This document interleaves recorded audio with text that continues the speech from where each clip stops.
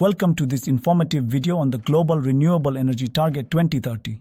COP28, scheduled for November 30th to December 12th in Dubai, has proposed an ambitious global target, tripling renewable energy capacity by 2030. This proposal has also found support in the G20 declaration. However, achieving this target faces significant complexities. As of 2021, renewable energy accounted for 28% of the world's electricity generation capacity, totaling 3,026 gigawatts (GW) out of the total capacity.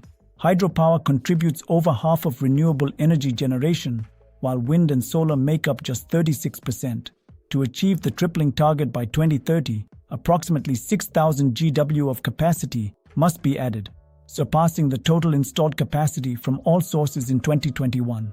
Solar and wind are expected to be the primary contributors, necessitating the generation of about 13,000 terawatt-hours (TWW) of electricity from renewable sources alone.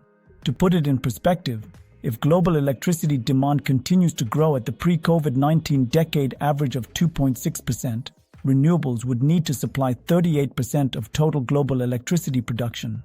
Regional disparities in energy needs pose a challenge. Developing nations like India have set ambitious, renewable energy targets, including 175 GW of renewable energy capacity by 2022 and a commitment to generate 50% of their electricity from non-fossil fuel sources by 2030. In contrast, developed nations like the United States would only need to add approximately 26 GW of new renewable energy capacity to meet additional demand without phasing out existing fossil fuel capacity. However, complete fossil fuel phase-out would require about 1,565 GW of additional renewable energy capacity. The origin of the global renewable energy target proposed at COP28 remains unclear, but appears to draw inspiration from a report by the International Renewable Energy Agency (IRENA). IRENA suggests tripling total renewable power capacity to over 11 terawatts globally by 2030 compared to 2022 levels, primarily focusing on developing regions. This highlights the substantial capacity gap between these regions and the developed world. Challenges and considerations include absolute projections of installed capacity, which can be problematic as they don't account for growth in energy demand.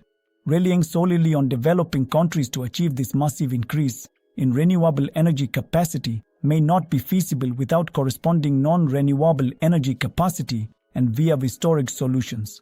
Financing national grid development at such scale-up levels also presents challenges, given the inability to meet even the minimal annual climate finance target of $100 billion. Notably, some countries like India have committed to substantial renewable energy targets, while others like the United States and the European Union have not made similar absolute commitments, treating their targets more as market signals than obligations. Finally, it can be said that achieving the global renewable energy target proposed at COP28 must be a collaborative effort with shared responsibilities among nations.